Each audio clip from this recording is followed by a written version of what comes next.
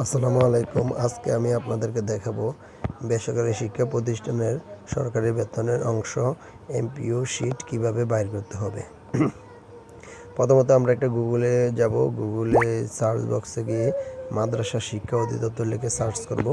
তখন মাদ্রাসা শিক্ষা অধিদপ্তর আসলে মাদ্রাসা শিক্ষা অধিদপ্তরে টাচ করব। টাচ করার ফলে এইভাবে মাদ্রাসা শিক্ষা অধিদপ্তরের ওয়েবসাইট চলে আসবে।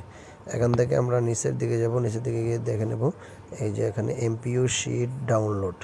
এমপিও জুলাই মাসে যে মাসের হয় সে মাসে আমরা ক্লিক করব। এমপিও জুলাই মাসে ক্লিক করলাম। ক্লিক করার ফলে এভাবে আসবে। এখানে এমপিওগুলো অনেকগুলো ব্যাংকে দেওয়া হয়। তাহলে আমি আপনাদেরকে দেখাবো এমপিও জনতা ব্যাংক। এমপিও জনতা ব্যাংকে থেকে আমাদের এমপিও তোলা হয়।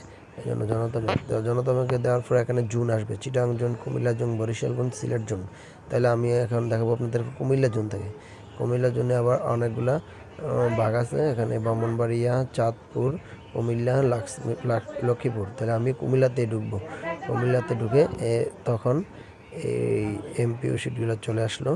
এখানে তখন আপনার এখানে নামগুলো দেখবেন, আপনার প্রতিষ্ঠানের নামটা কোথায়। সাপোজ আপনার প্রতিষ্ঠানের নাম যদি এটা হয়ে থাকে তাহলে পেজ নাম্বার দেখবেন 9 নাম্বার পেজ, যেহেতু এটা তাহলে এখানে যাবেন। দেশের প্রিন্ট অপশন উপরে চলে আসবে। এদিকে ডাউনলোডের জায়গায় প্রিন্ট অপশন থাকবে।